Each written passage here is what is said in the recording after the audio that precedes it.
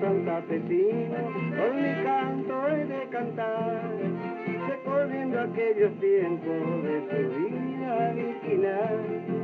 Los montes fueron talados y todo el quebracho flor, pasaron por la molienda, solo el acerrín quedó. Guillermina, Villana, Margareta y Tartagal, luceros que se han perdido y que ya no brillan más. Guillermina y Villana.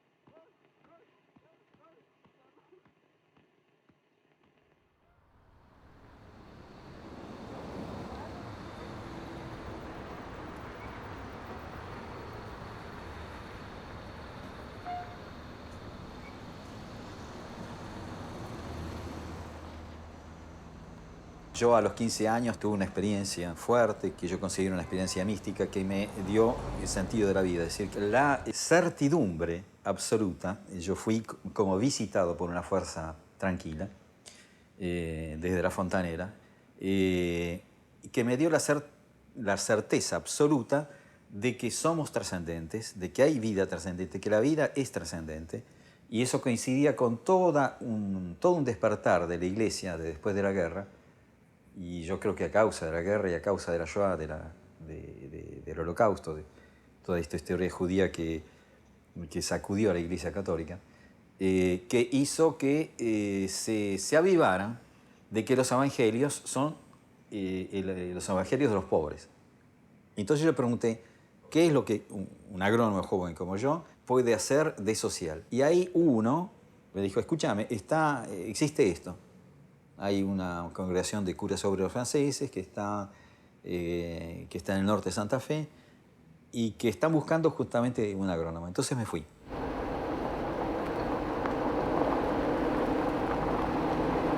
Vamos allí donde nadie va, que nadie conoce. Es decir, ese agujero donde el diablo perdió el poncho.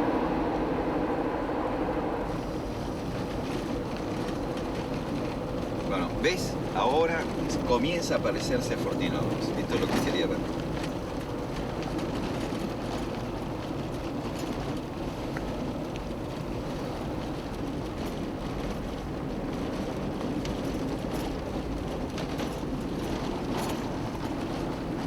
Vos sabés que en mi imaginación los hornos eran más grandes.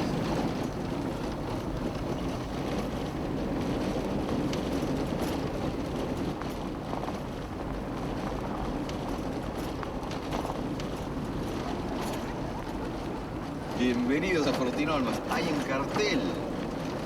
No, joder. Bienvenidos a Fortino Olmos. La cuna de la pobreza.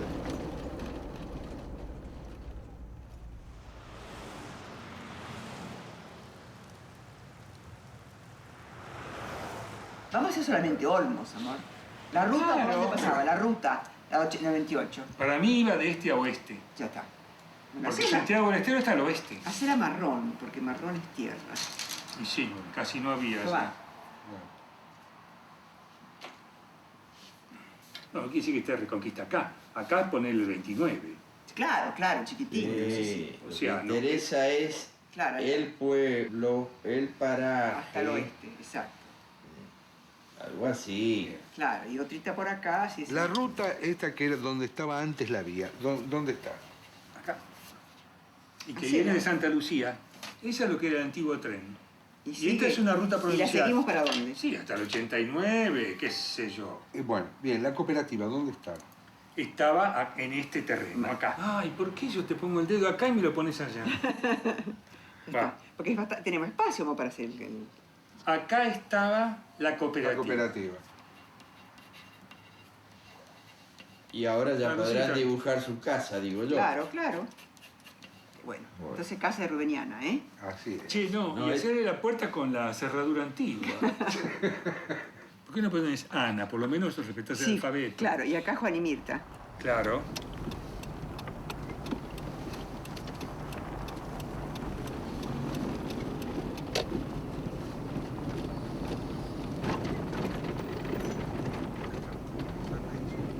La vieja estación. No, estación de servicio.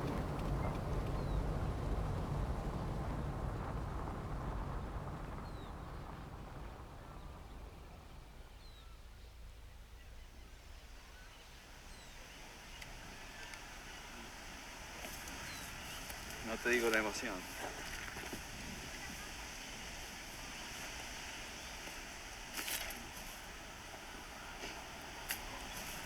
Este era el sistema de construcción, que en francés le llaman parpaing. Es barro pisado con bosta, pero no estaba pintado de azul. Hay agua corriente ahora. Esta es la puerta. ¿Me permitiría tenerla así? Sí. Yo le voy a sacar.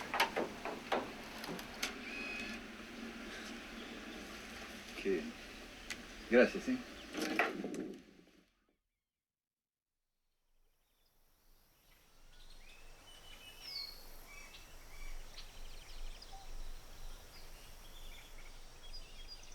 Posso dire che ho tenido un'attuazione molto importante in Roma, no? Tenía responsabilità della gioventù e poi fue un poco al centro di una certa polemica bastante fuerte. Nos aprobábamos el comunismo en su totalidad come ideología, perché evidentemente, soprattutto per suo ateismo, no? Per su posizione abiertamente antirreligiosa, ma evidentemente no podíamos, digamos, por el mismo hecho de no ser comunista, no podíamos ser favorables a la injusticia, ¿no? Entonces nos encontramos en una dificultad porque prácticamente en mis artículos que escribía, etc., yo defendía los derechos de los obreros, evidentemente, de la parte, digamos, popular, de la parte perdente, ¿no? Todo esto provocó una polémica muy fuerte que acabó con el licenciamiento de mucha parte de nosotros, digamos, que defendíamos ciertas ideas, ¿no? Entonces escogí esta congregación que me parecía que respondía, como es cierto, respondía un poco a mis expectativas. Mi superiore pensó que era bien que estuviese por lo menos 2 años, no más de 2 años fuera de Italia, ¿no? Yo, de manera que la intención que digamos que tenía era que yo fuese un poco a fundar esta fraternidad, ma después no quedarme en Argentina, ¿no? El hermano mayor se hizo monje, pero los dos se hizo jesuita. Yo dije, no, jesuita no, me fui al seminario.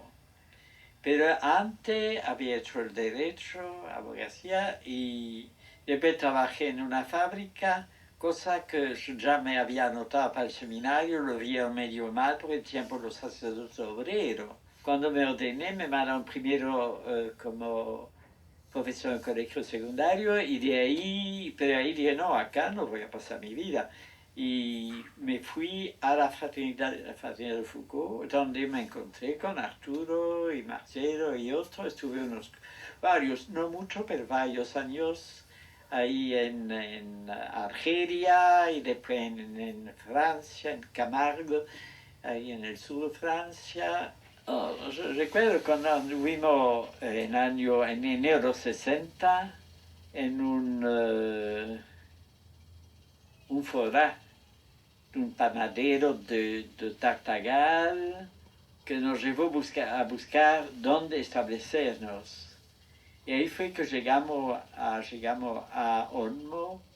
Ahí se decidió de quedar. No sé cómo está Olmo ahora, porque hace años que no voy, pero era bastante activo porque era tierra forestal, con todo lo que eso significa de bien y de mal.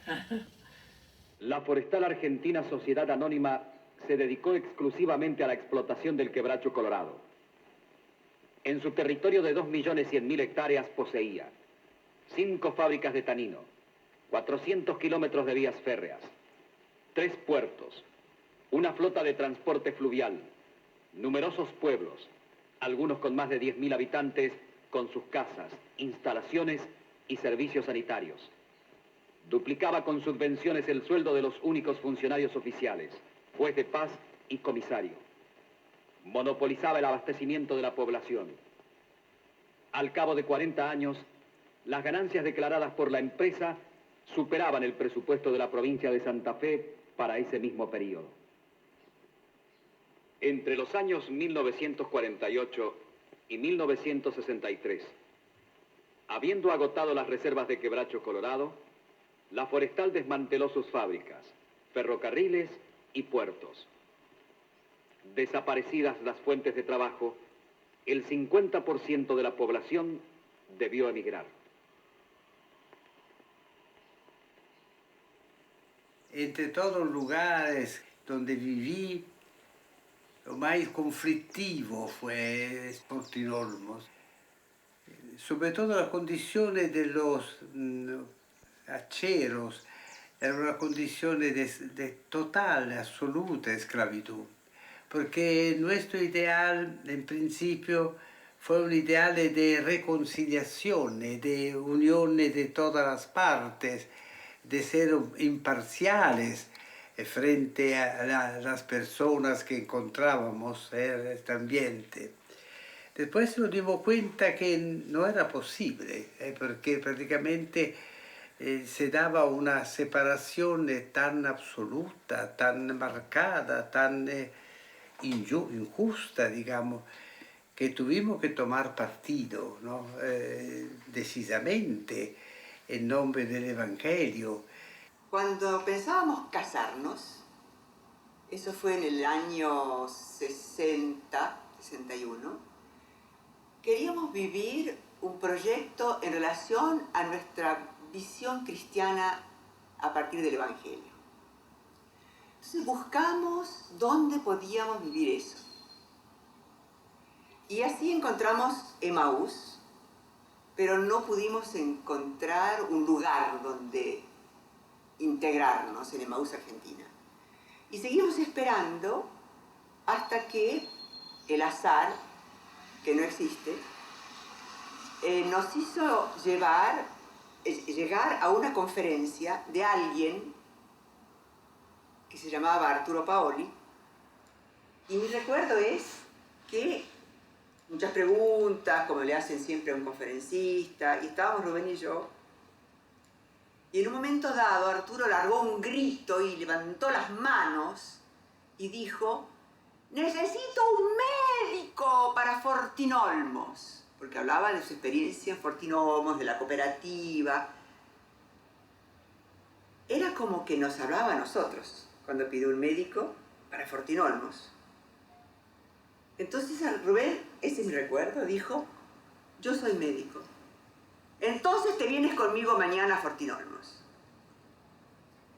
Y nos miramos y Rubén dijo: «Sí, voy». Y se fue. Y ese fue nuestro contacto con Arturo. Pero al mismo tiempo yo había vivido un contacto muy importante con Lanza del Basto, que es un filósofo gandiano con toda una filosofía de crítica de la sociedad en la cual vivíamos, que a mí también me había impactado muchísimo y diríamos unos 3 o 4 años antes de encontrar a Arturo, en el 57, el contacto con Lanza del Basto a mí me marcó para la vida, y el contacto con la no violencia me marcó para la vida. Y el contacto con Arturo me hizo reunir un proyecto teórico que era el Evangelio y la no violencia, con una experiencia práctica que era aplicarlo a Fortín Olmos. Nos casamos y fuimos a Fortín Olmos.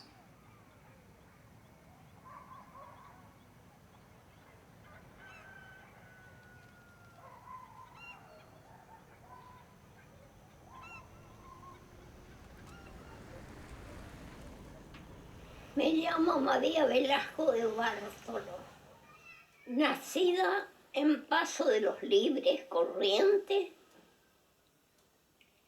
el 14 de diciembre de 1913.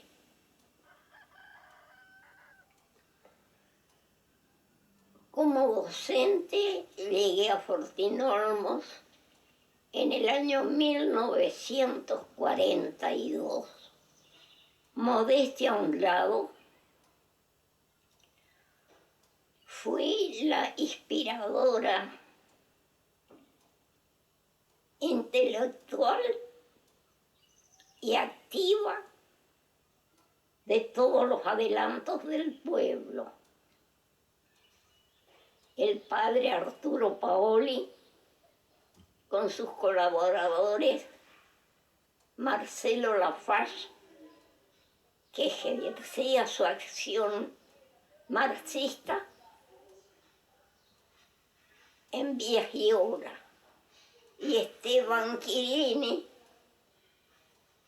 que realizaba su actividad entre los humildes del pueblo. Porque aparentemente ellos eran muy buenitos, pero yo veía que estaban desgastando la educación nacionalista que teníamos.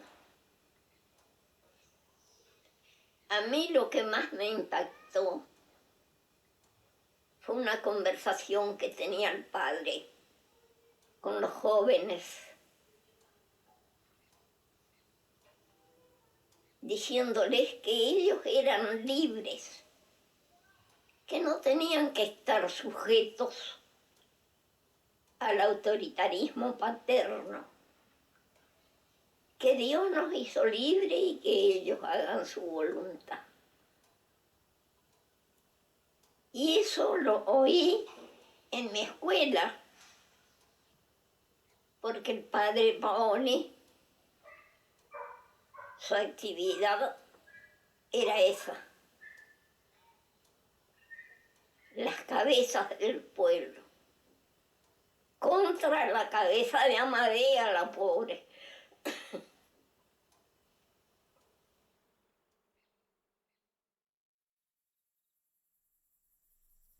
El día en que acabó el Concilio Ecuménico II, Paolo VI, que era amigo realmente, mio amigo, mandò una offerta a los 4 puntos cardinali, nord, sud, este, ovest, ¿no? Y al sur pensó a Arturo, sabía que estaba en Argentina, que estaba en América, ¿no? Entonces un día recibí una telefonada del nuncio diciendo que tenía un cheque para mí. Era un cheque de $20.000, que en aquel tiempo era una suma bastante considerevole. Porque sabían también que mi intención era comprar la tierra y no podía al nombre de quién, no podía a mio nombre. Entonces formaron una cooperativa que fosse la proprietaria de esta tierra y, digamos, unir a la gente en una explotación común. Acá venían los trainers Padre Arturo primero, el padre Esteban y el padre Marcelo, los tres ya. Y ahí andaban. Empezaron a formar así reuniones, así. Y el padre Marcelo entró con papá. Y de ahí conversando, en el mismo donde trabajaba en la Villa Llora con papá, ahí lo comenzó a conversar papá, que lo que se podía hacer, y ahí se empezó a formar una cooperativa, se entusiasmó. Y viene la casualidad que se levanta la vía, el ferrocarril se levanta, se paró la forestal. Y ahí le vino más viento ahí porque no había otra cosa, ¿bien? Entonces tuvieron que acá fuente de trabajo porque no había monte nomás. Porque cuando la forestal se fundió, a los subcontratistas que le decían, que eran capataces de la forestal, le dieron campo. A ellos le dieron. Y ellos me manejaban todo eso. Y usted tenía que trabajar con ellos y no había otra. Todos los montes le dieron a ellos. Hasta que vino la cooperativa y ahí los jodió a todos. Hizo un bien para nosotros y para todos, ¿no? Porque si no era de estos curas, así que ellos lo que empezaron, no íbamos a ver nada, iban a seguir haciendo ellos lo que querían. Y yo estaba en la escuela, iba a la escuela, y ahí me sacó él de la escuela, cuando me compré un hacha nuevita y me llevó a terminar sexto. Fuimos a terminar sexto para acá en el campo de la cooperativa, ya era. Y yo decía, no, me quiere este hombre, decía, cuando no quería que se me muera, me murió. Que ya no quería que muera. Yo antes cuando le rogaba no quería morir. La verdad.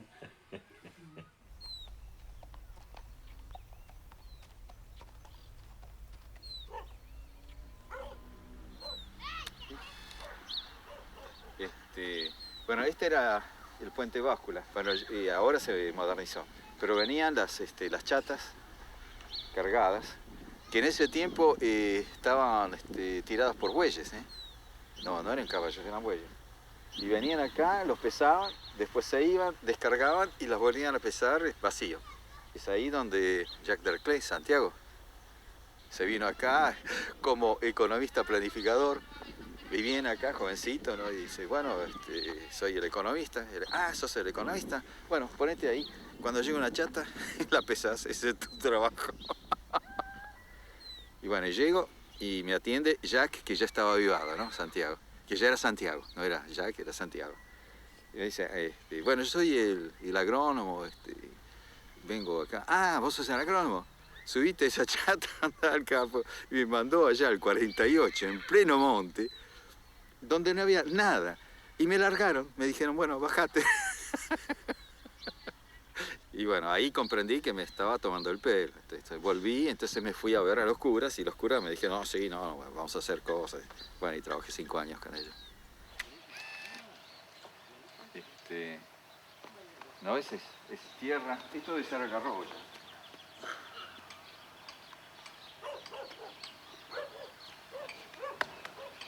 La tierra de acá. Debe ser algarrobo y de quebracho debe quedar poco nomás. Yo era agrónomo y venía a organizar los grupos de hacheros que tenían lotes.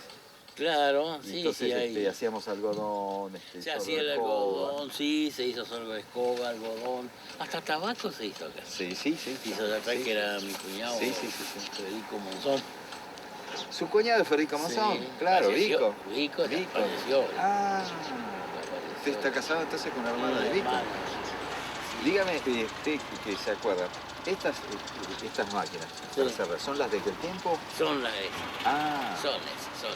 ¡Oh! ¿Qué tal? Pero sí. No soy Jorge. Y estos, claro. Sí. ¿Y esto qué? La nueva generación. Sí. Sí, pero sí. ¿Me reconoció? No, muchos años.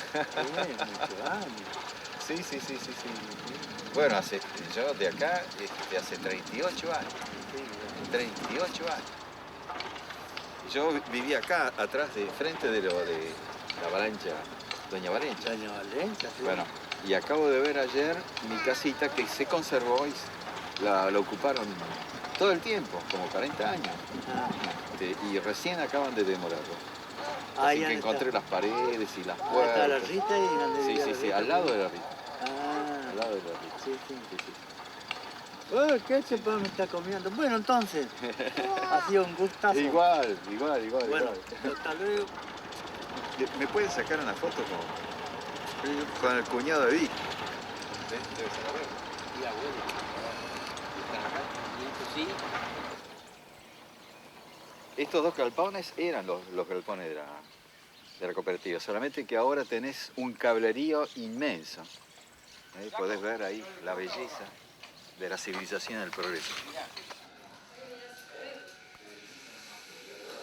Porque hay una película que se hizo acá, Sí. que se llama Achero Nomás. Hachero. Achero Nomás. Achero Nomás, que era lo que dijo uno de los hacheros, dijo Monzón. No. Uno de los hacheros.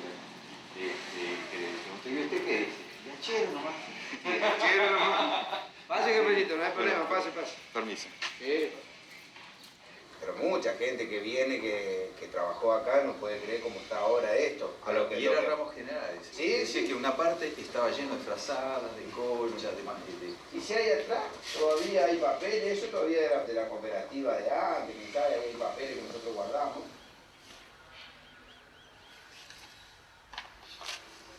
Orden del día. Convocatoria de reunión. Esto es ayuda fraternal Fortino Olmos, el señor Tal.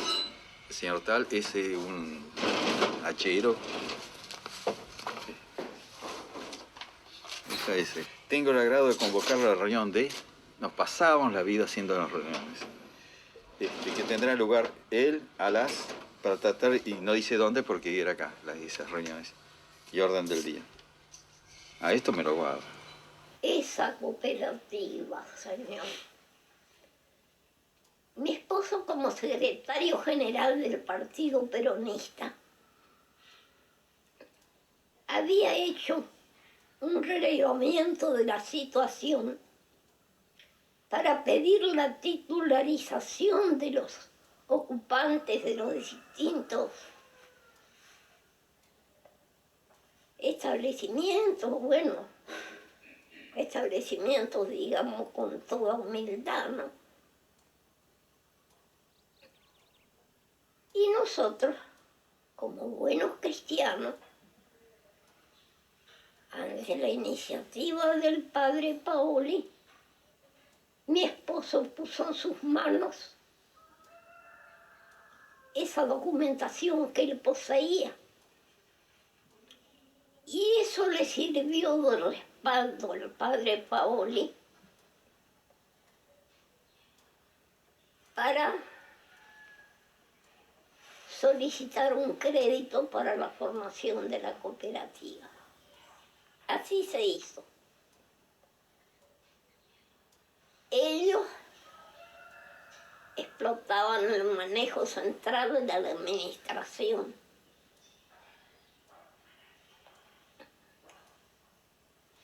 Pero todas las riquezas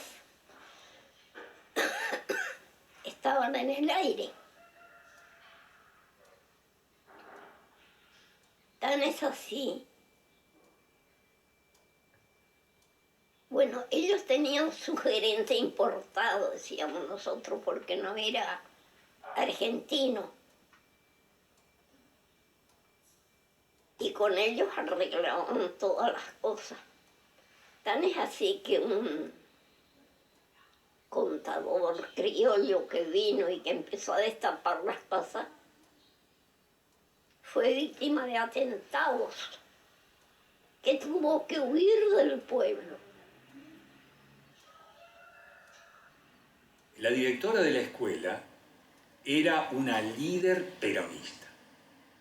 Entonces yo me dije, bueno, vamos a tener a alguien que nos va a escuchar y que va a participar en este proceso. Fue la peor enemiga. La peor. Ahora, montaron una cooperativa que cuando yo llegué ya tenía 7.400 hectáreas o 7.500 en colonización. Era un verdadero desafío. un desafío técnico, un desafío, digamos, educativo, porque la gente no estaba habituada a trabajar junta ni a hacerse cargo de que era socio de una cooperativa, y mucho menos a gerentear, ¿no? A administrar una cooperativa.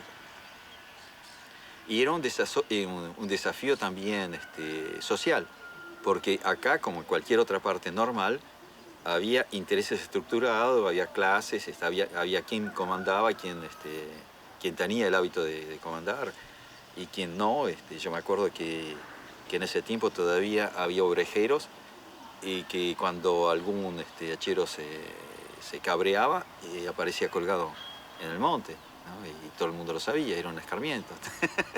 Una especie de justicia sumaria patronal. Uno de nuestros trabajos, que duró más de un año, yo creo que duró mucho tiempo, es hacerle entender de que la cooperativa no era de los patrones, no porque los patrones, sus antiguos patrones, sean socios de la cooperativa, eran más socios que ellos. El proyecto de la cooperativa Ayuda Fraternal Fortín Olmos era convencer a los hacheros de que ellos les estaban pagando la tierra al patrón con el hacha. Y que entonces, ¿por qué no? El sentido de la cooperativa era permitirles que ellos, con la hacha, se pagaran su propia tierra. Y no solamente se la pagaran en forma individual, sino introducir el concepto de cooperativa, de producción y de comercialización. Yo me acuerdo de haberle dado cursos de cooperativismo a Federico Monzón, que después fue presidente de la cooperativa. Y Jacinto Monzón, en un momento de curda total, le decía a Rubén: yo no puedo, Rubén, porque lo único que tengo es el hacha. Este es el hacha que corto. Todo palo, lo que nazca, corto con este. Lo que acenteo es todo para los hijos. Así que yo no tengo nada, es decir, que nada no tengo. No tengo nada, soy así el rancho y los hijos solamente tengo. No tengo nada, mire, con decirle ni nada. Este es mi hacha de hacha, mire. Esta es. Y con esto le doy a comer a 10 hijos. 10 hijos y la mujer, porque la mujer no va a ir a hachear. La mujer no va nunca a hachear, el que hacheo soy yo. El pobre no tiene nada, sacado del hacha y del machete. Lo único que tiene la ganancia es el machete y el hacha. No tiene otra cosa. Yo estaba ahí hablando con la señora, viendo a los chicos en el patio, y llega Jacinto. Se sienta. Yo fui el día anterior que se cierre la inscripción para pedir las tierras. Le digo, ¿cómo le va? Se extrañó que yo estaba ahí. Y dice, ¿no hay ningún enfermo acá? No, no, le digo, Jacinto, no, vengo a visitarla a usted. ¿Ah, sí? Sí. ¿Sabe que mañana se cierra la inscripción para comprar las tierras? No. ¿Y usted no se informó? Y sí, me dice. Pero yo soy un hachero, doctor. ¿Un hachero nomás? ¿Un hachero nomás? Y le digo, pero ¿usted trabaja?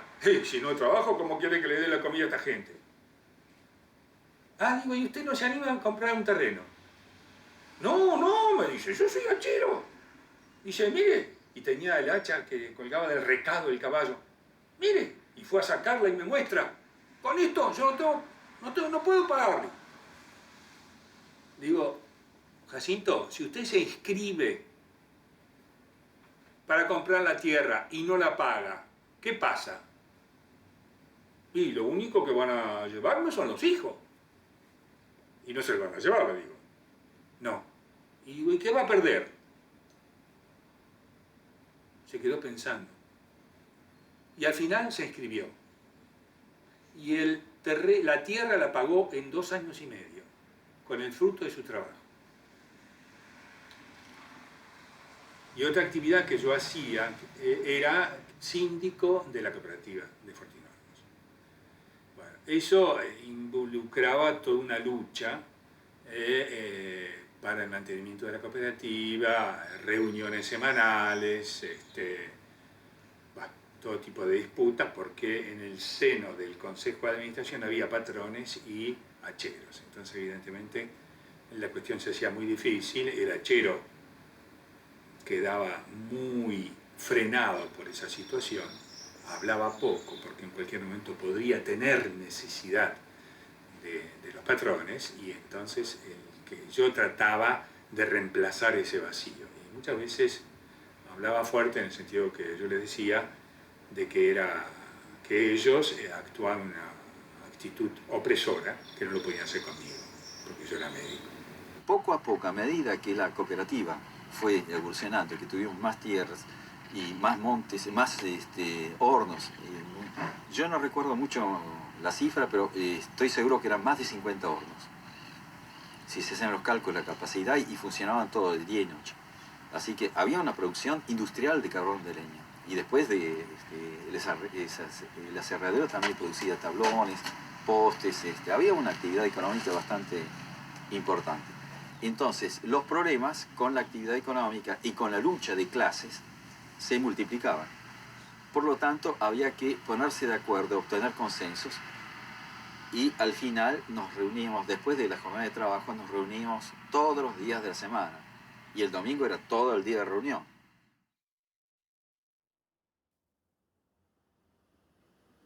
Cada día era intensísimo y por momentos nos dábamos más. Y con el flaco teníamos que irnos de Olmos para sentir que había aire afuera, que había un poco de luz. Pero no importa, volvíamos a Olmos. Yo me acuerdo que a veces volvíamos escondidos con el coche para que la gente no supiera que habíamos vuelto, porque si no le venían a buscar a Rubén de vuelta para un parto.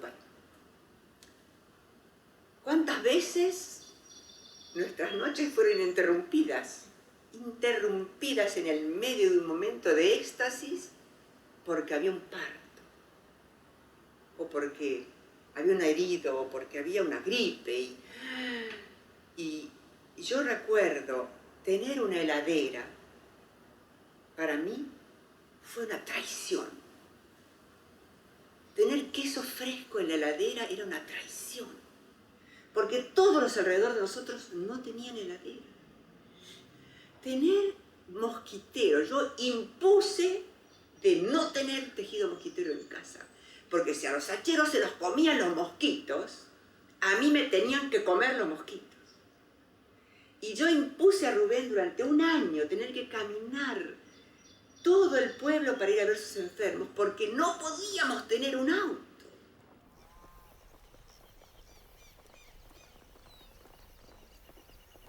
La relación con Rubén y Ana María, yo me hice muy amigo de ellos desde el principio. Sentí así un cariño muy especial. Ellos eran un poco mayor que yo, seguramente, ellos ya estaban recibidos. Y a mí me pareció lo que hacía Rubén era así. En ese momento, para mí, el apostolado era una palabra muy conocida, ¿no es cierto?, muy familiar. Realmente el apóstol ahí era Rubén, sin duda. Camilo y Rubén fueron muy amigos. Un ser humano normal. Hecho excepcional en Fortín. Excepcional en Fortín Olmos. Era un hombre, un muchacho normal. Es decir, con afectos, humilde, con capacidad de escucha, con capacidad de decir su palabra, y integrándose a un equipo, que eso era... Y trabajaba. Y trabajador. Exacto. Eso es lo más importante. Exacto, trabajaba y tenía un pequeño salario y vivía de su salario. Eso en Olmos era anormal, porque éramos todos revolucionarios. Todos bajábamos la línea a todo el mundo y todos desechábamos el salario que era burgués, y ¿te das cuenta? Entonces vivíamos en una cosa... Cuando llegué ya estaban Juan y Mirta Belaustegui, que habían comenzado a comprometerse en una vida así de compromiso con el pobre, del evangelio de la pobreza, trabajando en Villa Miserias con Emaús, en Buenos Aires. Y ahí los encontró el hermano Arturo y les dijo, ¿por qué en lugar de trabajar en el sitio donde llegan los que son expulsados por la miseria, ¿Por qué no van al foco de la miseria? Los convenció así y ellos vinieron acá. Y entonces Juan se proletarizó, como se decía en ese tiempo, se convirtió en hachero, dejó los estudios de Derecho, y Mirta era profesora de no sé qué, de secundaria, también dejó todo, y hicieron una vida muy, muy modesta acá, en Fortino Olmos, y él como hachero y colaborando estrechamente con los hermanos Foucault en esta idea de montar la cooperativa. Yo entendía mucho más lo de Rubén que lo de Juan. Es decir, Rubén tenía un oficio que él manejaba a la perfección. Un enfermo está enfermo en Buenos Aires o en Fortín Olmos, requiere lo mismo. Tendrás que tener una manera distinta de tratarlo, porque se habla distinto, porque el lenguaje es distinto, porque todo lo que sea. Pero eso se puede superar. Pero Juan nunca pudo alimentar a su familia hacheando. En la cooperativa, la gente que venía y entregaba su leña cobraba por lo que entregaba. Era lógica. Entonces es muy difícil llevar adelante, es decir, una vida donde vos tratabas de demostrar que podías hacer ese oficio cuando no lo conoces y no tenés las manos para hacerlo. Las manos de un hachero no se hacen de un día para otro. Yo fui allí, pero yo no había trabajado en la administración nunca, pero cualquiera que tenga el secundario hecho puede trabajar llevando libros en una cooperativa, ¿no es cierto? O haciendo trabajos administrativos. Yo fui muy amigo de él y de Mirta. Mirta era una mujer bárbara, y que se hayan ido a perder en el monte con una idea de que las cosas tenían que cambiar, no cualquiera. De las cuestiones de cooperativa, cuando nos juntamos, ella estaba al tanto de todo, ella proponía, intervenía, y era muy activa, No fue la compañera simplemente para acompañar de Juan, no. Juan era una persona, bueno, igual que nosotros, un burgués, Mirta también, igual que nosotros, que intentábamos vivir una experiencia lo más honesta posible, pero desde una perspectiva diferente, porque nos sentíamos muy juzgados. Sobre todo el hecho de que Rubén fuese médico era muy juzgado por Juan, que quería ser hachero y vivir como hachero. Él había sido del Austegui, en una familia rica de olivos y demás, pero él se identificaba y quería vivir como su socio, que se llamaba Juan Fernández, que fue socio de Juan, que era un hachero, con 5 hijos. Entonces Juan adoptó completamente la lógica de ser un hachero entre los hacheros, y nos veía un poco como los burgueses, y Rubén como médico, con un salario seguro, cosa que los hacheros no lo tenían. Entonces había toda una relación difícil de vivir, porque yo personalmente me sentía juzgada. Yo no sé si lo juzgaban, pero yo me sentía juzgada. Y Juan viene de una historia de oligarquía vacuna que toma conciencia, ¿no? Y esos, se podría decir entre comillas, son los peores. Son los peores porque vienen saben de dónde viene la mano, vieron los dirigentes, vieron todas las porquerías que pueden hacer para explotar a la gente, y se pasan del lado de la gente explotada. Bueno, y él estaba acá como hachero, y entonces era una energía impresionante la que tenía. Y el objetivo que todos teníamos era el mismo, pero los métodos que aplicábamos eran diferentes. Entonces, el método de Juan era radical. La tierra es para los hacheros y hay que echar a los patrones de la cooperativa. Venía un técnico en cooperativismo, o Juan Cabo, que era un experto en relaciones industriales de trabajo y de grupo y en técnicas de grupo, y decía: no podés echar vos al patrón, tiene que ser echado por el grupo de la cooperativa. Otro tema de discusión era el voto, ¿era secreto o público? El voto público, que el patrón quería voto público, era que el hachero tenía que levantar la mano y el patrón sabía que había votado en su contra, entonces mañana lo echaba de su trabajo. Entonces, ¿comprendes? el voto, ¿cómo era? Entonces el voto secreto, pero no era una tradición de cooperativismo que el voto fuese secreto.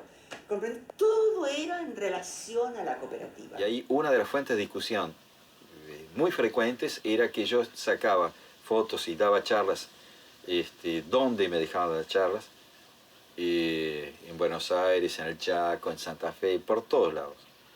No me importaba el público. Y bueno, para tratar de reclutar, en primer lugar para mí, agrónomos. ¿No? El campamento que hice también es con agrónomos, para tratar de engancharlos en una actividad para la cual ya estuvieran motivados, ¿no? Concientizados, motivados. Pero también era ir difundiendo el tipo de problemática que se vivía acá y que era parejo en todo el Chaco, prácticamente. Todo el Chaco obrajero tenía ese problema. Arturo me hacía pierna a lo loco con eso. Tan es así de que cuando estaba en Buenos Aires me llamaba, ¿no querés venir a hablar a tal parte? ¿No querés? ¿Cuántas reuniones con gente de la alta sociedad habremos hecho? Y eso al grupo de acá le ponía los pelos de punta. ¿Cómo parar? ¿Cómo paramos esta especie de invasión de cuanto bicho que camina y que conoce a Arturo y que Arturo lo invita, vengan a Fortinolvo? Y venían. Entonces, Arturo, pará, esto es una experiencia humana, no es cualquier... Entonces, ¿comprendés? Eso eran discusiones pero nos arrancamos la piel a lonjas porque era difícil, porque era un polo, Fortinolmos, un polo de atracción. Aquí venían muchos trotskistas, nos rodeaban y trataban entonces de adoctrinarnos. Y algunos venían, otros no, como los del Partido Comunista, que ni siquiera se dignaron venir una sola vez, ni siquiera a Reconquista, porque consideraban que nosotros estábamos en una línea cristiana y que por lo tanto era contrarrevolucionaria y que no había nada que hacer con nosotros. Y había también maoístas. Y cada uno traía su catecismo, ¿no? Sus libritos, sus publicaciones. Yo me iba a Olmos, en medio del monte Chaqueño, en medio de la miseria, y me encontraba con publicaciones impresas en papel arroz en China, ¿no? Por ejemplo. Alguno de ellos habrá soñado, ¿no?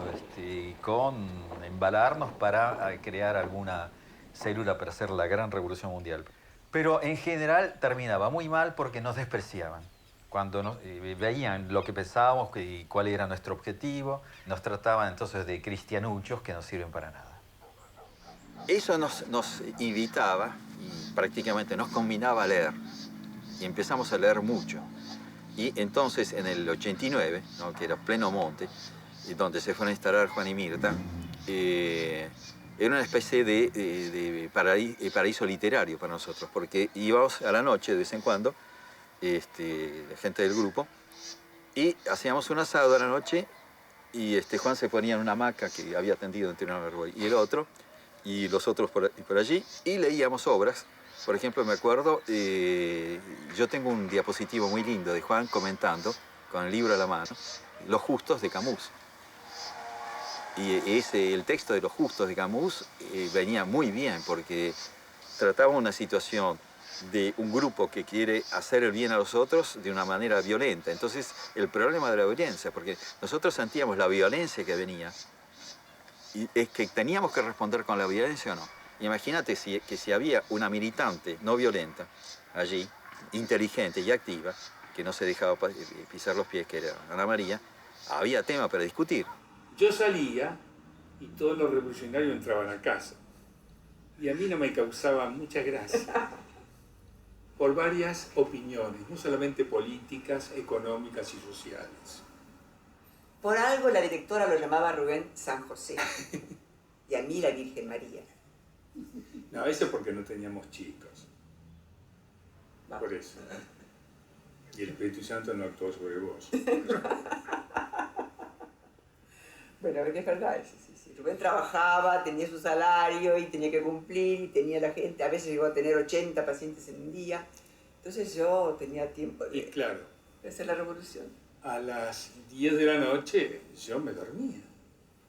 Entonces los revolucionarios que se habían levantado tarde, que hacían la siesta, se levantaban cuando estaba más agradable la temperatura, yo a las 10 me dormía sentado, me hacían cada juicios políticos impresionantes, porque no me ponía en la discusión política que ellos habían establecido en ese momento.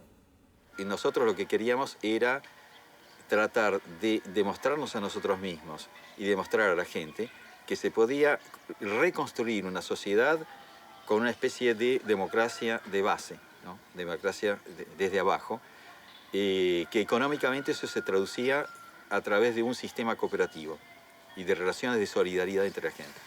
Había mucho que decir, porque el que va no pretende aportar ser algo más que el otro, al contrario, quiere identificar con el otro para junto con el otro ver por dónde va el camino de ellos y de nosotros. Tengo la impresión que nunca me hice mucha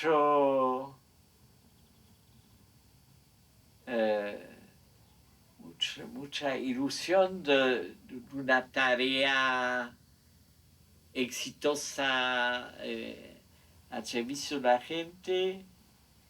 Siempre prefiero hablar de algo pasa. Esteban era el menos conocido de todos, ¿no?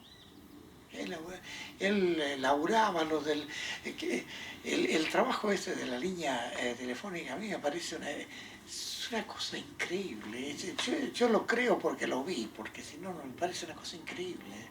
Tender una línea telefónica, además tenía que cruzarse un par de esteros por lo menos, y poner una línea telefónica por sobre los esteros, técnicamente debe ser una cosa difícil y mucho más solo. Y la gente que él pretendía ayudarle con eso, le robaba el hilo. ¿Qué tenés que hacer para ayudar? No podés ayudarle más allá de lo que el tipo puede ser ayudado. Yo personalmente no creía que por el hecho de ser pobre va a ser honesto, va a ser leal, porque esos pobres, evidentemente corridos por el hambre, no esperaban que les pague el algodón a la cooperativa, sino que ese algodón que la cooperativa le había facilitado todos los créditos para el cultivo, para la fumigación y le daba un avance para poder comer, vendían ese algodón a mucho menos precio a Jorge Sen y el descarte se lo entregaba a la cooperativa para pagar lo que le había pagado. Entonces el pobre es la persona que tiene razón por el fato de ser oprimido, de no tener acceso a los bienes fundamentales de la persona. ¿No? En ese sentido. No en el sentido, no, entre los pobres se encuentra gente malvada como entre los ricos, o gente buena, gente que pensa evidentemente, ma digamos, la posizione non è moralistica, è politica.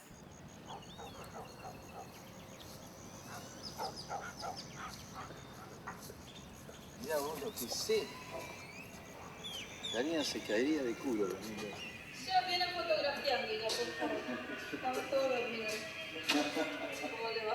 Bueno, ¿qué tal? Elvina, ¿cómo va? Muy bien. Pero A él Esta lo vi gente con- de cine. yo no. Y la otra vez ya... ¿Ustedes sí? No. Ah. No, yo soy un artista contratado por ellos. Ah, sí, sí. ¿Qué tal? ¿Cómo está? ¿Cómo anda? ¿Cómo anda? Muy bien. Yo tampoco. Todo bien. Ajá. Pero usted no es de aquel tiempo. Más o menos, sí. Yo soy Iván Bartolucci, el agrónomo. Pero Sí, yo lo conocía. Juan, pero Yo te reconocí enseguida. Pero, ¿por qué a mí me conocen si yo Era no? mi tiempo también. Ajá, pero mira. ¿Sí? Sí, Casi estamos desaparecidos, estamos viviendo de sí, Yapa, ¿no? siempre nos acordamos nosotros siempre. Sí, un día Pero decíamos. mirá la cantidad de tegares que tiene. Pero sí. Es impresionante. ¿Dónde está usted? Un poco lejos. ¿En Canadá? En Francia. En Canadá, ciudad. ¿Y de Ana María? No tenés. Bueno, sí, tengo alguna noticia, pero por correo electrónico. Ana María y Rubén, el médico que vino acá, ella tuvo la iniciativa de formar grupos de mujeres. Ella trajo un telar que tenía en Buenos Aires y trajeron a una profesora de telares y esa señora nos enseñó. Tuvimos muy buen trabajo, mucho tiempo. Exportamos ponchos a Bélgica también. Y bueno, era una fuente de trabajo muy linda, por lo menos nos sentíamos realizados en ello. Y éramos entre 8 y 10 dentro del taller. Después estaban las hilanderas, que eran señoras que hacían el hilado en la casa. Y bueno, ellas nos traían la lana hilada para hacer el trabajo. Había exposiciones en Rosario, en Buenos Aires, íbamos yo nunca fui, mis compañeras sí. Pero y bueno, y después también a lo mejor no supimos buscar mercados también nosotros, en una de esas nos quedamos mucho cuando estaba Ana, no, porque estábamos mal enseñadas, que ella hacía las iniciativas y... Antes, en ese tiempo, no había nada para hacer. La mujer siempre era la que quedaba en la casa y con sus hijos y todo lo que hacer de la casa, ¿no es cierto? Y yo creo que lo que ella quería era que la mujer tenga algo para laboral, para integrarse más con la sociedad. Yo aprendí de ahí a integrar más un poco con la sociedad, con la gente, que era muy lindo. Yo me sentía tan bien, a pesar de que yo toda ¿cómo le diría? Mis salidas, mis recreaciones, todo lo viví después de casar. Porque antes, en mi vida soltera, yo no había vivido todas estas cosas tan lindas. Porque yo las conocí a todas las chicas acá y nos hicimos amigas, mateábamos, jugábamos a la loba, jugábamos al vóley, jugábamos... Era una cosa, pero a veces que nos ponemos a acordar nosotros, recordar todos esos tiempos, qué hubiera sido de mí, a lo mejor iba a estar en el campo, o cuidando chivos por ahí si tenía, o gallinas, y nada más, pero ni siquiera hubiera soñado de esto, ¿no? Pero fue como dada por Dios ella, porque vino a abrir este camino y abrirnos un poco los ojos. Fundamentalmente yo no quería ser la mujer del doctor. Yo quería tener mi propia experiencia vital en Fortuna Olmos. Yo no tenía claro, yo lo que te digo, mi origen, un poco, mi línea más bien espiritual, te diría, era esa, la gandiana y Gansa del Basto. Y el contacto con Rita, porque Rita es una mujer muy especial. Rita debe tener 10 años menos que yo. El Dina, 6 o 7, así que éramos bastante amigas, ¿eh? Éramos vecinas. Entonces, juntas lo hicimos, no fui yo la que lo hice. Ellas me daban la posibilidad de sentirme una más en ese pueblo. Yo tengo conciencia de haber recibido mucho de Eldina, de Rita, de doña Valencha, de Zenona. Zenona era hachera con su padre, iba al monte a hachar, tenía unos brazos, Zenona. Me acuerdo cuando nació su primer hijo, que tuviste que decirle más despacio, Zenona, lo vas a reventar contra la pared. No, tenía que contenerla. Tenía que contenerla, porque se desgarraba y lo... Entonces, ¿te acuerdas? Dice, sí. Más despacio, Zenona, despacito, porque Zenona se agarraba al barrote y nacía el hijo. Yo pienso que sin quererlo hemos creado crisis, sobre todo en la situación de la mujer. El hecho de que yo te llevara por la mano, el hecho de que soy tan pegajoso con vos, eso es un cambio cultural que provoca crisis si no lo puedes llevar a cabo. El aspecto afectivo, la relación de María conmigo, todas las chicas yo creo que vivían eso. Y empiezan a evaluar. El hombre se va al baile y ella se queda en la casa. ¿Te das cuenta? Y baila con cualquier otra mujer. Creo que hubo una tentativa de suicidio, ¿te acordás? Una hija de Gilman. Sí, de segunda. Que yo creo que ese fue el pico máximo de la sensibilidad que percibió esta chica, que no podía salir de ese mundo en el cual vivía.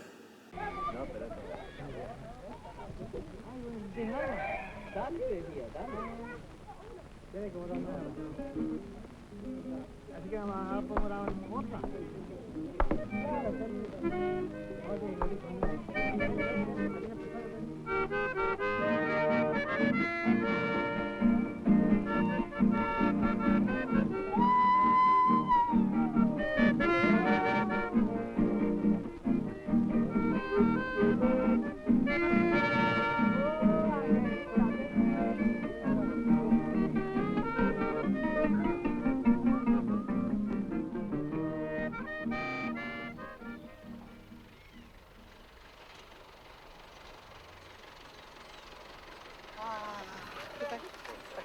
Muy bien, ¿y vos cómo estás? Me alegro verte. Otro beso porque soy Santa Cristina. Cuando vi la casita que acaban de destruir. Terminamos. Muy bien. Sí. Pero me vine justo para ver antes de que la lluvia la deshaga del todo. Ah, sí. Qué cosa. ¿Cómo estás? Bueno. Y vos sabés que nosotros cuando paramos en el colectivo, digo yo, esas bandurrias no son de testero. vos sabés que, ¿cómo es? Te digo, pero tengo una cara de conocido, no digo, digo yo, esas bandurrias no son de testero. Pero alguien está en el coche, ese coche que está ahí no nos está esperando. ¿Y la cooperativa no existe más? Existe todavía nos siguen jorobando. Porque todavía tenemos los terrenos que no están escriturados. Yo creo que el que debe tener todavía campo de la cooperativa debe ser Cocosén. Cocosén y el campo de la Que es tu hijo. 64 años tiene Cocosén. Bueno, quedó él y Gamarra, creo que, porque eso también me parece que... Sí, también era de la cooperativa. Sí, de la cooperativa. Y bueno, las personas que conozco, viste, con esos campitos chicos de la cooperativa, los demás. Y Ramón Rodríguez, Moncho. Ajá. El Moncho Rodríguez. Moncho Rodríguez. Sí, sí, sí. ¿Dulce? ¿Amargo? Amargo. Para mí amargo. Amargo, son nombres. Pero era lindo, una época muy linda, muy linda. Muy linda. Bueno, y era la construcción, para mí era la construcción de lo que se llama una democracia, es un gobierno popular.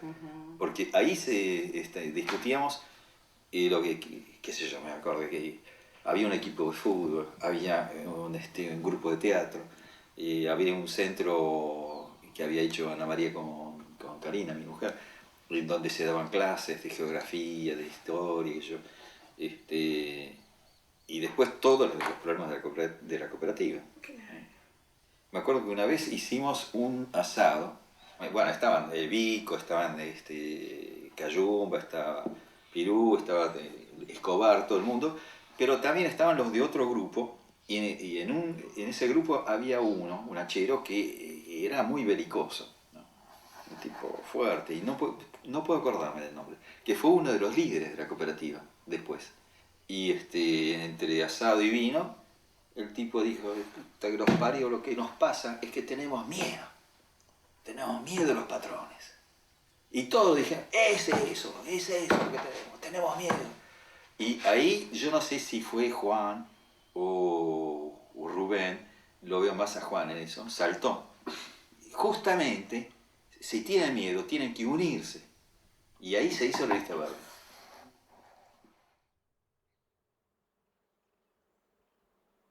Y lo de Fortín Olmo me llamó mucho la atención por el hecho de que uno percibía la efervescencia, si quieren le puede llamar política o político-social o lo que podamos llamar. Ya no era una cuestión de una parroquia ni nada por el estilo, sino que había un condimento político mucho más...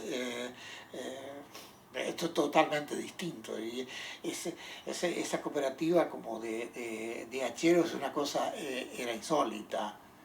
Yo recuerdo haber visto el plano del proyecto y era una cosa muy interesante porque toda la parte central era más bien no utilizable como para poder hacer, aunque se desmontara, como para poder hacer agricultura, pero sí ganadería. Entonces, es la parte de ganadería, se iba a hacer en común, y si mal no recuerdo, toda la parte de agricultura iba a ser en forma privada, pero siempre dentro de los socios, ¿no? Eso era, en esa época, ustedes saben, eso era una mala palabra total. El uso comunitario, es decir, era una cosa que sonaba muy feo.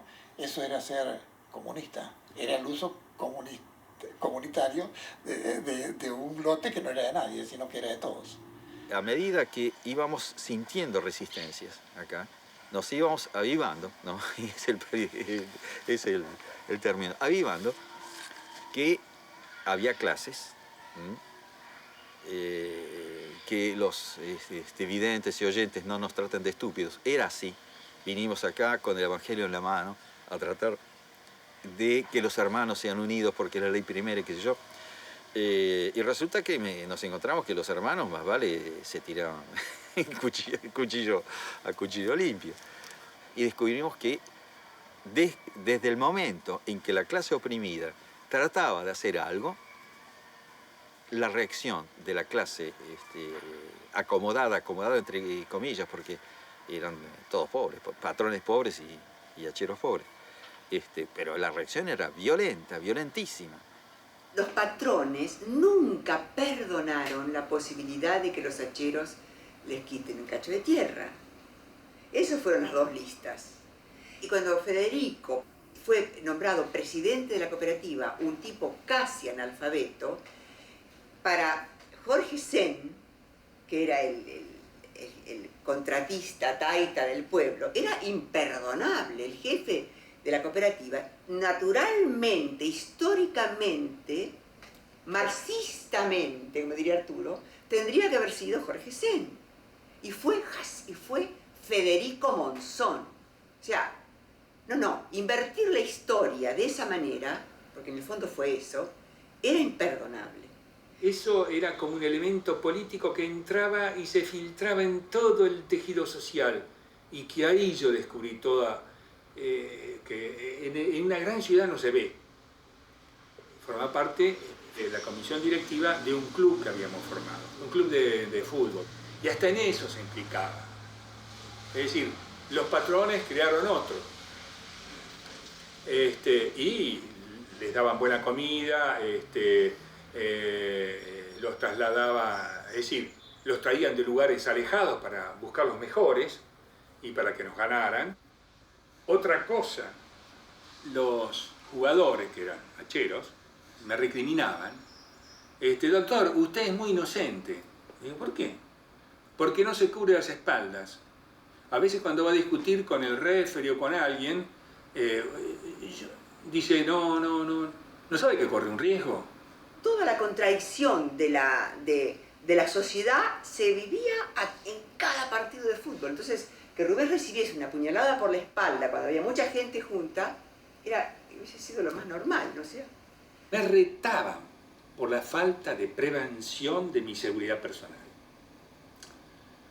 A tal punto, por ejemplo, me acuerdo de un santiagueño que me dijo: en la próxima asamblea a mí me parece, doctor, que ni las alpargatas van a quedar. Previo a la asamblea se hablaba todo el día de eso. El miedo y la tensión que hubo en esa asamblea en Fortín Olmo fue peor que cualquier asamblea que yo después asistí durante mi época de estudiante. Yo ni me acuerdo muy bien quién dirigía, pero sí me acuerdo que Juan intervino, que él era muy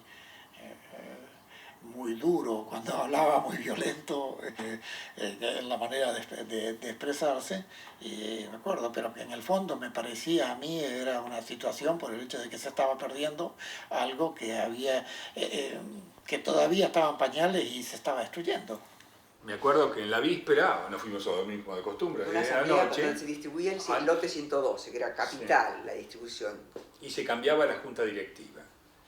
Y a las 11 de la noche, parte para el doctor Urbano. Venía el policía. Me levanto, me voy a la enfermería y estaba Mamerto Verón con una puñalada en el abdomen que le salía, decían ellos, la grasita. Y me dijo, viste, estuve discutiendo por la cooperativa y mirá lo que me dieron. Y bueno, yo lo cargué en el 4L y me fui a Reconquista. Lo llamamos al cirujano de guardia, vino, lo operó, yo le ayudé la operación y eran las 7 de la mañana, terminamos, 5:30. Y bueno, yo tomé el Renault 4 y me volví como pude, 80 kilómetros de vuelta. Y ya empezaba la asamblea, es decir, la gente empezaba a arrimarse. Me acuerdo que yo le gritaba a Juan Belaústegui, estamos mal preparados, esta asamblea la vamos a perder, a pesar de que hagamos el voto secreto. Y yo creo que, no me acuerdo, pero sé que algunos patrones, ahí se discutió la distribución de tierras, y algunos patrones tuvieron su tajadita, no satisfechos según sus demandas, y creo que perdimos algunos integrantes de la comisión directiva. Creo que seguimos con el poder de voto en la comisión directiva de la cooperativa, pero salimos bastante debilitados, bastante heridos.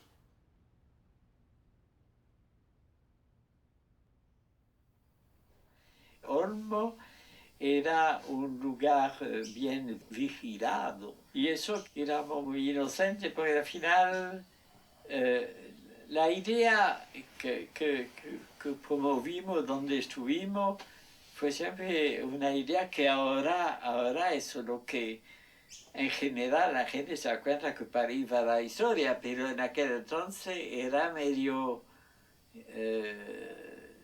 bueno, la palabra no me gusta, subversiva, pero era una cosa diferente del sistema medieval.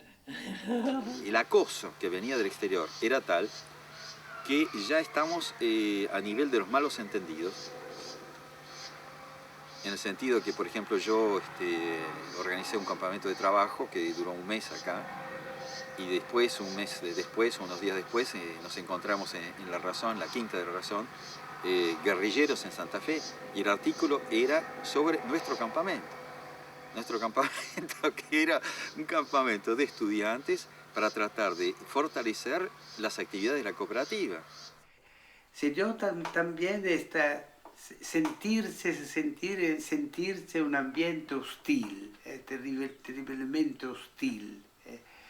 Gente que no sé hasta qué punto podemos hablar de odio, ma ciertamente que los actos que se hicieron contra nosotros son actos de absoluta hostilidad. No queremos que ustedes continúen aquí viviendo, ¿no? En los últimos tiempos de mi estadía aquí, es decir, del año 68, que yo ya estaba viviendo con mi esposa en el ranchito, y yo ya sabía que me tenía que ir porque había presentado un proyecto a la gobernación de Santa Fe que me habían pedido, que se llamaba la Empresa Promocional Comunitaria, de donde salen las fotos, y que eso junto con muchas otras cosas habían llevado a los militares a la conclusión de que éramos un grupo subversivo que había que deshacer. Y yo trataba de motivar cuánto agrónomo quisiera venir. Y había un muchacho que todavía no había entrado en agronomía, que los padres tenían una estancia grande en Bahía Blanca, y que quiso traer prospectos, afiches y cosas así, material que estaba encuadrado en una línea guevarista porque parecía que... Y yo le prohibí terminantemente venir, y el pelotudo vino, lo agarraron a la salida de Santa Fe, y largó todo y dijo que sí, era material que estaba enviado por Iván Bartolucci de Buenos Aires, destinatario el hermano Arturo en Fortín Olmo. Genial, la total. Él se salvó y nos llenó así de Blake completamente. Recuerdo que fui especialmente a una iglesia y pedí un confesor para explicarle mi enfrentamiento con la política que desarrollaban estos sacerdotes en Fortín Olmo. Y me dijo el sacerdote que si era verdad lo que yo decía, que el Espíritu Santo me acompañe y que siga en esta lucha. Y efectivamente la divina providencia me ayudó.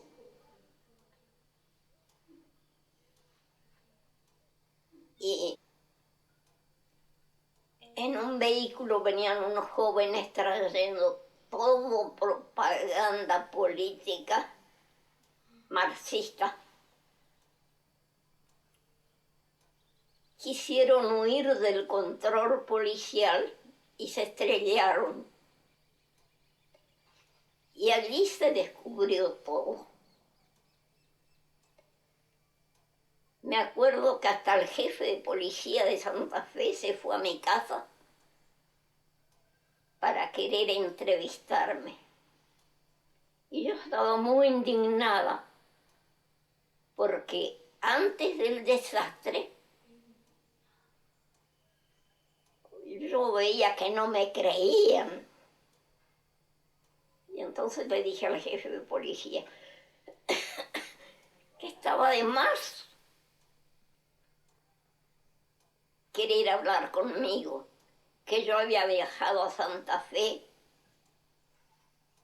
y recurrí a la Policía Federal justamente para poner en conocimiento la actividad contraria a nuestro pueblo que se estaba realizando. Escuchamos por Radio Colonia que ella nos había hecho esa denuncia.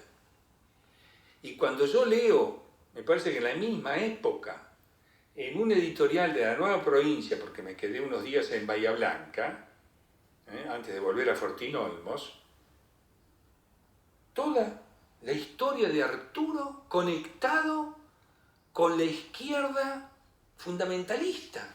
Además, había un batallón aquí al sur, otro batallón al norte, y además los Pumas, la Guardia Rural, que estaba por todos lados en el monte buscando guerrilleros.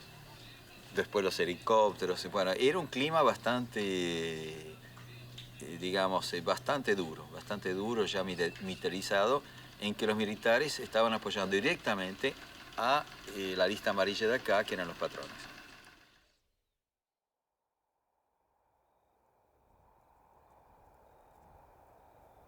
Se sabía que el Che andaba por ahí, ¿eh? Y yo sé que hubo gente que iba a encontrarse con el Che y el grupo político que trataba de organizar un movimiento armado.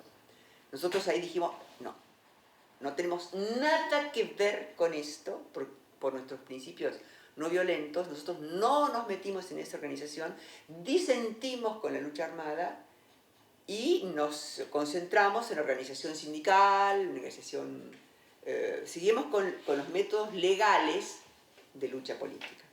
Respetando los diálogos que teníamos con los hacheros. Claro, para nosotros fue claro. Porque a mí fue claro, me dijo, si vos lo seguís al Che Guevara, me dijo, Monzón, me lo decís, por favor, sé honesto, yo me abro.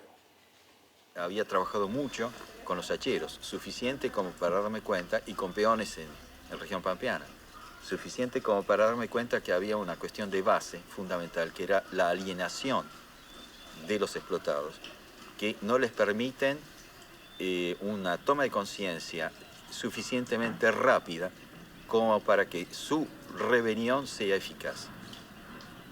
Lo que ocurre es que es inmediatamente recuperada o los masacran para dar miedo, que yo, y eso no anda. Es decir, digamos, la teoría del foco de Beret y todas esas guerrilladas no pueden andar. No veo que sea un avance de la humanidad el lanzar una guerra para obligar a la gente a ser feliz, ¿no? Un poco no se puede obligar. No se puede y no se debe. Es un error ético fundamental. Porque nos encontramos frente a toda la problemática, violencia, no violencia, tomar poder, no tomar poder. Nosotros siempre nos declaramos contrarios a la violencia, prácticamente. Ahora, evidentemente pensamos que a un certo punto no podemos, come posso dire, ser tan fuerte en esta defensa de la no violencia, tan fuerte como para, en un cierto sentido, paralizar, para decir así, un poco la actividad de gente que piensa de otra manera, digamos, ¿no es cierto? Y yo les previne que yo me estaba yendo. Y Juan también se estaba yendo. Y Juan me había prevenido que se estaba yendo. No me dijo por qué ni para qué. Pero la razón, el por qué más importante es que esto, como experimento, terminó. Y es una frustración. Y yo fui a verlo al 89 en el monte donde vivía. Y nos volvimos. Y entonces, yo no sé quién se iba primero, si él o yo creo que él se iba primero. Entonces fue nuestro último viaje, que son unos 10 kilómetros, 2 leguas. Y ahí yo tenía cosas en las tripas. Yo iba atrás y él adelante, en un caballo viejo, escuálido, al pasito, taca, taca, taca, taca, taca, por el camino de tierra. Y yo le saqué eso, de que mirá, vos me la jugaste mal. Vos y Rubén y Ana María y la mierda, porque me hicieron la contra constantemente de la actividad que yo llevaba de tratar de difundir lo que estamos haciendo para enmarcarlo, darle un marco, ¿no?, institucional, que era un proyecto mucho mayor. Y vos me cagabas constantemente porque querías trabajar una escalita chica, ¿no?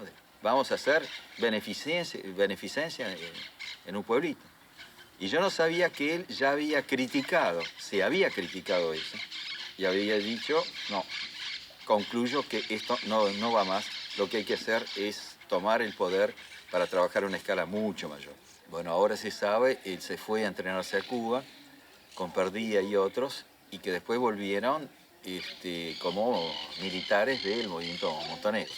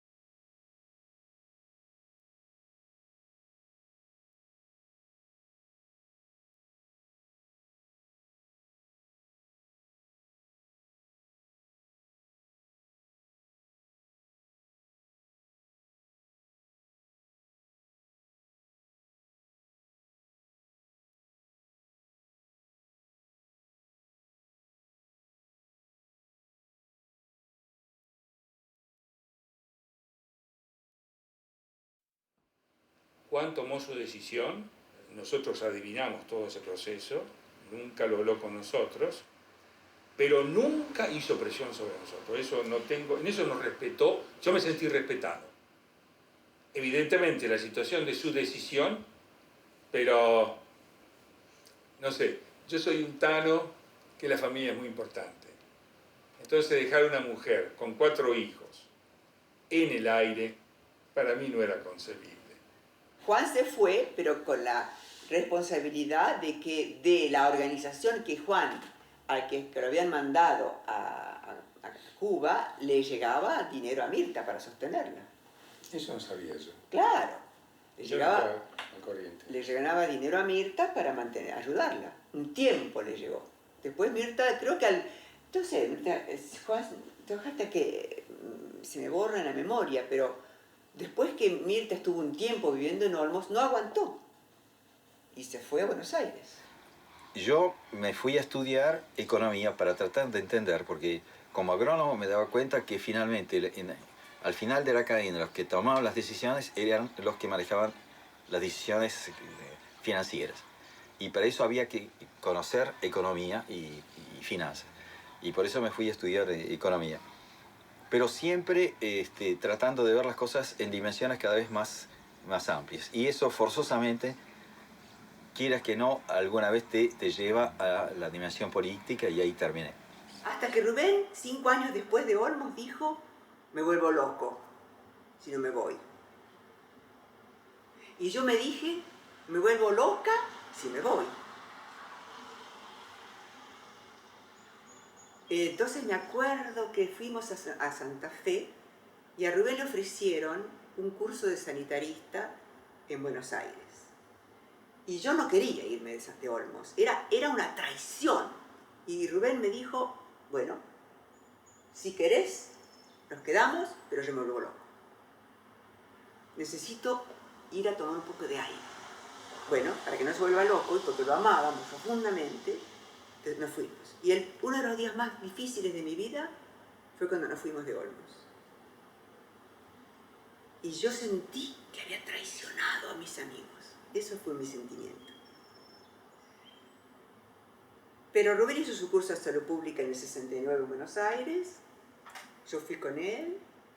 Fue el 69, el cordobazo, la llegada de Ongaro, esconder gente en casa, consolar a las mujeres que estaban desesperadas porque, me acuerdo, Dante Oberlin, yo lo acompañé mucho a su compañera. O sea, 69 fue un año difícil. Ofrecerle a Roberto Perdía un lugar para que viva su noche de bodas en nuestra casa. O sea, todo eso, el 69. Y volvimos, no a Olmos, volvimos a la zona. Rubén volvió como jefe de la región sanitaria y la cosa se hizo más grande, más difícil, más compleja. Y abarcábamos la cuña y apareció el sindicato de hacheros y el movimiento se agrandó el taller de las chicas, el programa de salud rural. Pero paralelo a esto, como era un proyecto que tenía envergadura a nivel de la cuña boscosa y se extendió a nivel del Chaco, porque se creó un mismo sindicato de hacheros en el Chaco, a imitación de Hacha, se llamaba nuestro sindicato, a imitación no, pero con la experiencia de Hacha, el movimiento guerrillero que se creaba alrededor de nosotros quería recuperar nuestro trabajo. Quería que fuésemos montoneros. Y yo me acuerdo las peleas con el cura Rafael Musín, ¿se llamaba? No. Rafael, bueno, el cura de Villana. Jacuzzi.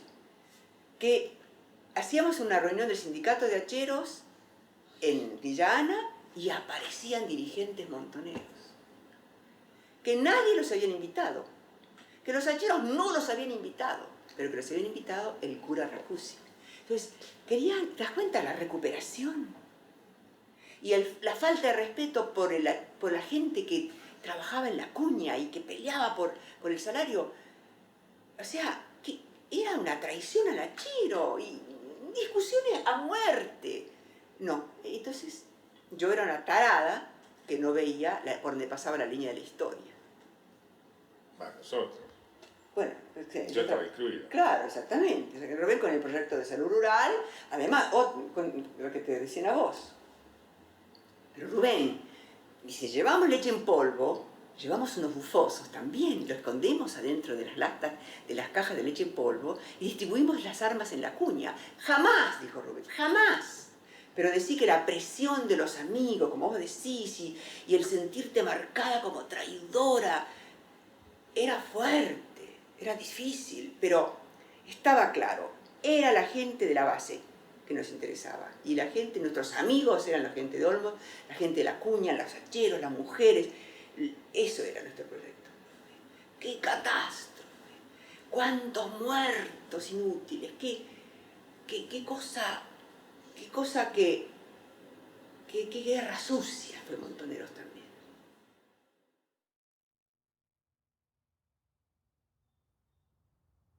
Yo no sé mucho de la historia de Juan entre Fortín Olmos y su muerte. Lo único que me sorprendió muchísimo, que alguien que había sido así, que yo había tratado con mucha amistad y realmente yo lo apreciaba, después desapareció, yo me fui por un lado, él se fue por otro, y que justamente haya muerto tan cerca de donde yo vivía. Fue a pleno día, él iba, lo estaban persiguiendo, si mal no recuerdo, vía en una bicicleta, una cosa así. Cuando lo alcanzaron, Juan se quedó y lo acribillaron.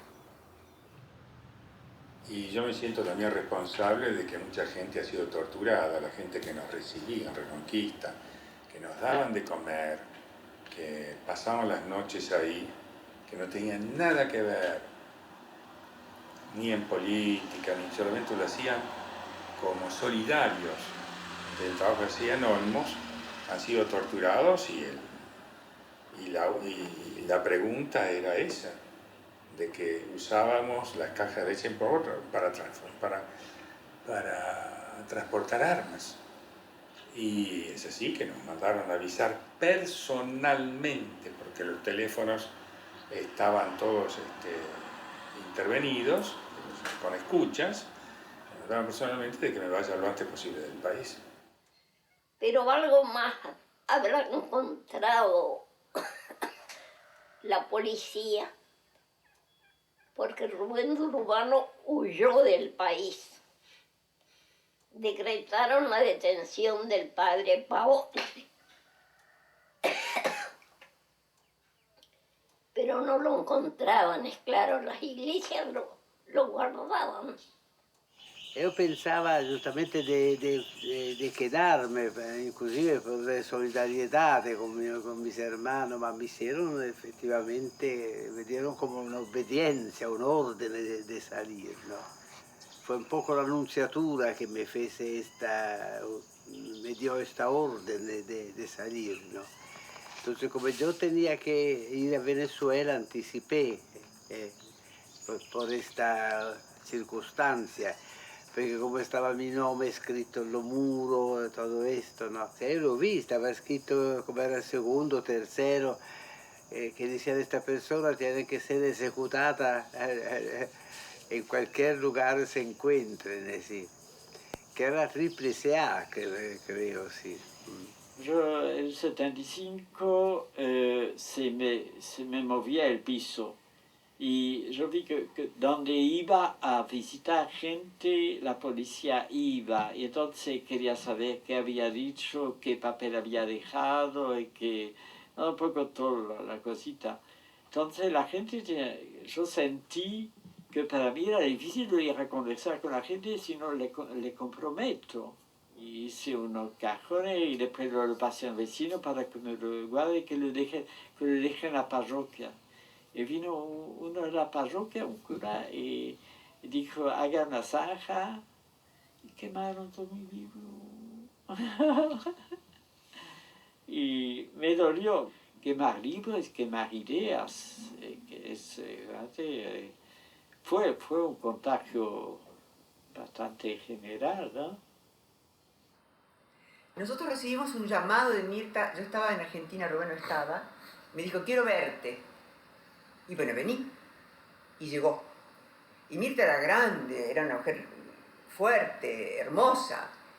Y llegó un espárrago, un esqueleto. Pero la reconocí enseguida. Y sobre todo, no sé, una persona que yo no reconocía en la Mirta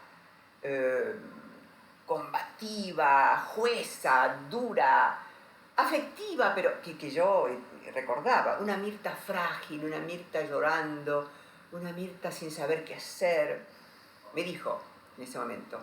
Yo quiero volver a Olmos, que es en el único lugar donde yo me sentí feliz. Me gustaría venir, dijo, a vivir con vos. Bueno, sí, Mirta, yo sabía el cariño que sentíamos todos por ella, tanto mi mamá. Entonces le digo, bueno, Regio. Dice, bueno, sí, porque yo en Buenos Aires no me quiero quedar por nada. Bueno, vení, Macarena. Y se quedó y entró en un estado depresivo, pero te digo, de almanaque, 103 días en la cama. Claro, yo lo único que lograba con ella era que se levantara a comer. Digo, vos quédate tranquila, digo, que lo que yo como vamos a comer, como yo como es vos. Entonces, bueno, ese era lo que nosotros queríamos conseguir de ella, que se curara. Dijo, sí, yo sé, dice que vos lo que te dijo la psicóloga, ¿no? Digo, Mirta, no lo tomes a mal, le digo, no quiero que vos lo tomes a mal, digo, pero quiero que me comprendas también. Bueno, se fue. A los 5 días, viste, se va a la Reconquista. Dice, vos sabés que me voy a Reconquista, es a la casa de mis compadres. Voy de paseo. Ay, Mirta, cuánto me alegra, que sé yo qué. Bueno, eso es lo que tenés que hacer, salir, le digo yo. Bueno, de ahí se va a Buenos Aires. Y de Buenos Aires, creo, desapareció. Nunca más se supo el fin de ella.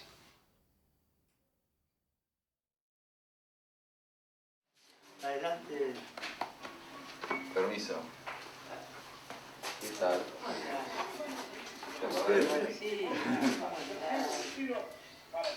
¿Cómo estás? Bien, diste la vuelta al mundo y volviste, te encontraste el rancho tirado. Vengo de Francia. Estamos en la casa de María Rosa Mastropauro de Radosevich, una fantástica mujer que conocí cuando era jovencita. Habiendo podido hacer una vida en Buenos Aires, decidió quedarse acá. Y lo manejaba. Bueno, y él no quería eso, no quería estar con los demás. No quería nada comunitario. Claro. No era un solidario. Bueno, y se compró el setor. Y con la primera cosecha se compró el chamberguito, ¿no? de patrón, y empezó a emplear a otros hachiros que eran tan muertos de hambre como él y que habían sido sus compañeros. ¿Te das cuenta? No, tengo mis razones que me han dicho. ¿No? Escuchame, esa fue la única... Ese fue el modelo que le dejó la Forestal y eso se repitió en toda la historia de Olmos. El hachero no valoró la tierra, le sacaron los postes, explotaron toda la parte maderera y no dieron provecho al resto de lo que producía la tierra. En la época de la Forestal, la gente que se juntó acá era muy distinta, tenía muy distintas realidades.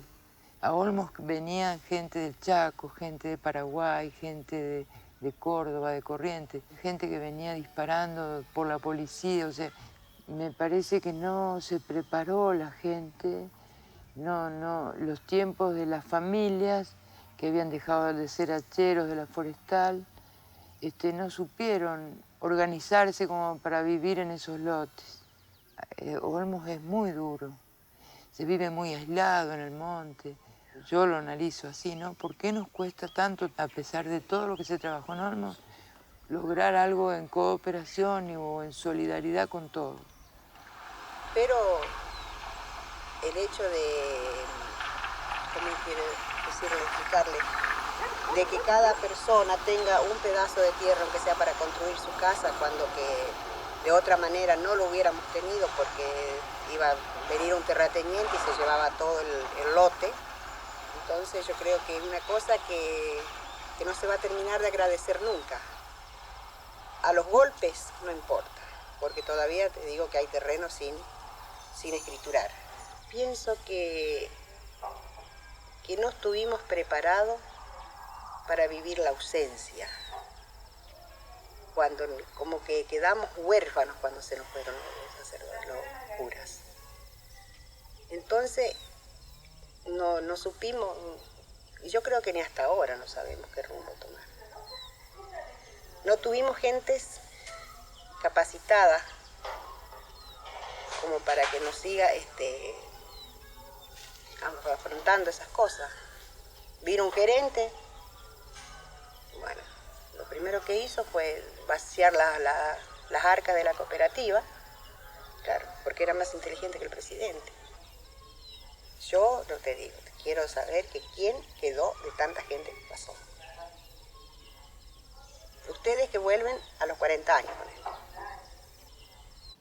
Pero yo no fui con idea de ayudar, sino de compartir la falta de esperanza para hacer nacer la esperanza ahí donde no había. Pero yo no voy con eso, es tipo la fraternidad, el hermanito que va, no va porque sabe más o tiene más cultura, ¿verdad? Sino porque quiere llevar el peso de la vida junto con la gente y ver por dónde va el camino si uno acompaña. Pero la verdad fue, como se dice, profético, y yo creo que el paso de la fraternidad por Fortinomo fue levantar una bandera que quedó alzada, a pesar de que desapareció, ¿no? Algunos murieron, no sé qué, pero la cosa queda. Haber descubierto la capacidad de ser personas y de poder ir a una asamblea de la cooperativa, como hizo Federico, y hacer callar a los patrones, eso es único. Y eso lo vivió Federico, lo vivió Jacinto, lo vivieron sus hijos, lo vivieron las chicas de Olmos, la Rita y la Eldina, porque no solamente de pan vive el hombre. Yo creo que Olmos le permitió a la gente de Olmos descubrir su capacidad de ser personas. Porque un padre, un religioso, entró en toda esta temática, etcétera, etcétera, que parecería extraña, ¿no? Un poco al pensamiento religioso, ¿no? De fatto la primera preoccupazione del profeta non è venga a dirle chi è Dio, dove sta, a che ora come, a che ora dorme, eccetera. Esto non se ne interessa. Vengo perché Dio mi invia e mi obbligò, mi torturò para que venga a manifestare che quiere de vocês. E quiere giustizia, quiere che amen il povero, quiere che eccetera, eccetera. L'ultima pagina del Vangelo, Gesù non dice vocês saranno juzgados perché non hicieron il templo, saranno juzgados perché non si dieron cuenta che il destino moría de hambre. Esta persona necesitava sua ayuda e vocês non le dieron, non se dieron cuenta. No amaron, en pocas palabras.